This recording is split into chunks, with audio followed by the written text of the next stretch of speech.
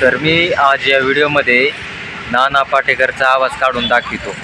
क्रांतीवीर मधला जो नाना पाटेकरचा डायलॉग आहे, तर मी त्यांच्याच आवाजात म्हणण्याचा प्रयत्न करतो।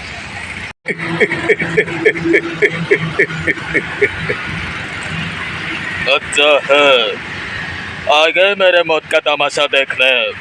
अब मुझे लटका देंगे, जुबान ऐसे बाहर आएगी, आंखें बाहर आएगी। थोड़ी देर लटकता रहूँगा, फिर ये छोटा भाई मुझे नीचे उतारेगा।